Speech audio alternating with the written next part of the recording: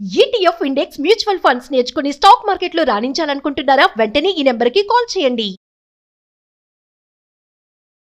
తెలుగు సినిమాలో తెలుగు ఫిల్మ్ ఇండస్ట్రీలో తనకంటూ ఒక గుర్తింపు తెచ్చుకొని తనకంటూ ఒక మార్క్ వేసుకున్నటువంటి పర్సన్ శ్రీ కోట శ్రీనివాసరావు గారు. తాను అనూహ్యంగా మరణించడం జరిగింది. సో సుమన్ టీవీ తరపు నుంచి తన ఆత్మకు శాంతి చేకూరాలని కోరుకుంటూ తన బయోగ్రఫీ మీకోసం.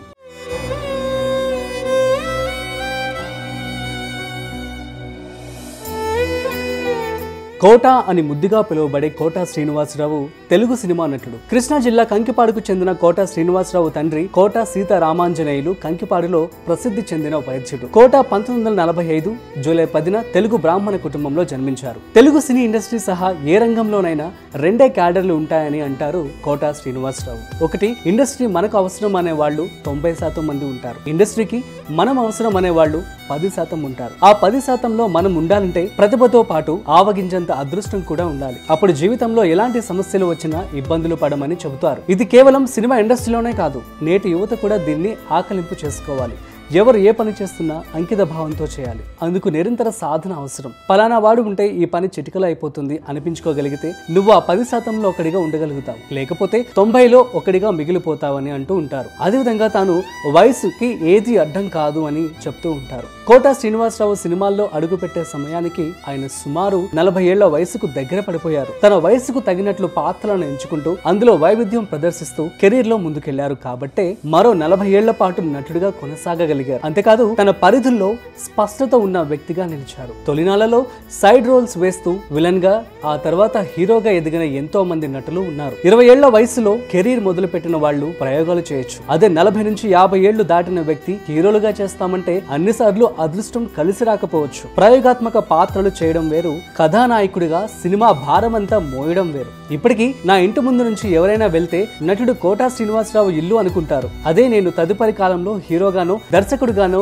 నిర్మాతగానో అయి ఉంటే వీడికెందుకురా ఈ పనులు అని పరాచకాలు ఆడి ఉండేవారు. నాకు అది ఇష్టం లేదు, హీరోగా చేయాలన్న ఆలోచన లేదు కాబట్టే ఇంకా జీరో కాకుండా ఉన్నాను అని చెబుతూ ఉంటారు కోట శ్రీనివాసరావు గారు. ఇంతకన్నా ఆత్మ పరిశీలన వేరెవరికి ఉంటుంది? ఇదే విషయం సామాన్యులకు వర్తిస్తుంది. వయసును అడ్డంకిగా చూపకుండా జీవితంలో ముందుకు సాగాలి. తన స్థాయికి చదువుకు సరిపోయే అవకాశాలు వచ్చే వరకు వేచి చూడకుండా వచ్చిన ప్రతి అవకాశాన్ని సద్వినియోగం చేసుకుంటే కెరీర్ లో ప్రతి ఒక్కరూ ముందుకు వెళ్ళవచ్చు అని అంటూ ఉంటారు. సరైన సమయంలో కుటుంబంతో గడపలేకపోయాను. షూటింగ్స్ ఉండి నెలకో 2 నెలలకో ఓసారి ఇంటికి వచ్చిన సందర్భాలు ఉన్నాయంటూ నాకు 2 కుమార్తెలు, 1 కొడుకు. పిల్లల చిన్నతనంలో వారి అచ్చట ముచ్చట పెద్దగా చూసుకుంది లేదే అని, వారి వెనకాల ఉండి నడిపించింది లేదని. నా అదృష్టం ఏంటంటే పిల్లలు చదువుకుని బుద్ధిమంతులయ్యారు.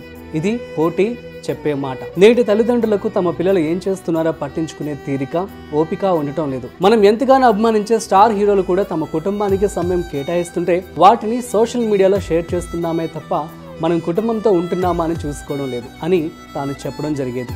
జనరల్ నాలెడ్జ్ లేదని పొద్దున్నే 5కో 6కో వెళ్ళిపోయేవాడినని, తిరిగి వచ్చేసరికి అర్ధరాత్రి దాటి ఏ 2, 3 అయ్యేది. ప్రపంచంలో ఏం జరుగుతుందనేది కూడా పట్టించుకోలేదు. ఈ రెండింటి గురించి తలుచుకొని నాలో నేను ఏడుస్తూ ఉంటాను. నా జీవితం ఎలా అయిపోయిందంటే అప్పుడు తినడానికి టైం లేదు, ఇప్పుడు తిందామంటే తినలేను. అప్పట్లో ఎవరు ఏం చేసేవారో కూడా తెలిసేది కాదు. పుట్టినరోజులు, పెళ్లి రోజులు ఏవి పట్టేవి కావు. ఎవరికైనా టైం వస్తే టైం ఉండదని అర్థమైంది. ఆ రోజులు అలా గడిచిపోయాయి అంటారు. అవును, నేటి కాలంలో మన పక్క పోషణలో ఎవరుంటున్నారో కూడా తెలియనంత బిజీగా గడిపేస్తున్నాం. ఖాళీ లేదంటూ చిన్న చిన్న సరదాలు, వేడుకలకు లేకుండా జీవితం గడిచిపోతుంది. యువకులుగా ఉన్నప్పుడు నచ్చింది తినడానికి, నచ్చింది కొనుక్కోవడానికి డబ్బులు ఉండవు.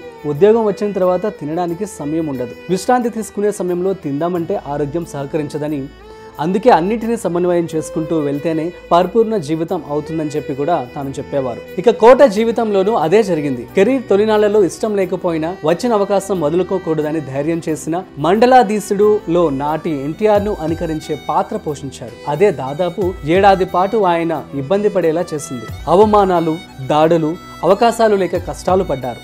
అయినా ధైర్యంతో ముందుకు సాగారు. అంతేకాని ఇండస్ట్రీ వదిలి వెళ్ళిపోలేదు. కొన్ని రోజులు మనకి కాలం కలిసి రానప్పుడు వేచి చూడాలి. అదే సమయంలో చేసే ఏ ప్రయత్నము ఆపకూడదు. నేటి యువతలో లోపిస్తున్న ప్రధాన అంశం ఇదే అంటూ కూడా తాను చెప్పారు. ఇక సారీ 2 అక్షరాల పదమే కానీ ఇది చెప్పడానికి చాలా మందికి నోరు రావటం లేదు. చంద్రుడి పైకి వెళ్ళగలుగుతున్నాం కానీ తోటి వారి హృదయాల్లోకి కనీసం తొంగి చూడలేకపోతున్నామంటూ మండలాధీశుడులో ఇంకెవరైనా నటించి ఉంటే ఎన్టీఆర్ దగ్గరకు వెళ్లే సాహసం చేసేవారు కాదు. కానీ కోట ధైర్యం చేసి ఆ మహానటుడి ముందుకు వెళ్ళి నిలబడ్డారట. ఆయన కాళ్లపై పడ్డారు. నటనను దైవంగా చూసే ఎన్టీఆర్ కోటను చూడగానే ఆయనను మెచ్చుకున్నారు. గొప్ప పాత్రలు పోషించాలని ఆశీర్వదించారు. ఎన్టీఆర్ ప్రోత్సాహం కోటకు మానసిక స్థైర్యాన్ని ఇచ్చింది. ఆ సంఘటనతో గొప్ప నటుడి పాత్రను అనవసరంగా అనుకరించానేమోనన్న బాధ తొలగిపోయింది. పొరపాట్లు లేకుండా ఏ ఒక్కరి జీవితం సాగదు. అవి మళ్ళీ జరగకుండా చూసుకుంటూ ఒకవేళ ఎప్పుడైనా జరిగితే మనస్ఫూర్తిగా సారీ చెబితే ఎదుటి వారిలో మనపై గౌరవం మరింత పెరుగుతుంది అని కోట చెప్తూ ఉండేవారు. 3 స్టేట్స్ లో కూడా ఒక్క రోజులోనే షూట్ చేసేవారట. సో గ్రేట్ కదా. సో తెలుగు ఇండస్ట్రీ అయితే ఖచ్చితంగా కోట గారిని మిస్ అవుతుంది. కాబట్టి తన ఆత్మకి శాంతి చేకూరాలని మనస్ఫూర్తిగా కోరుకుందాం.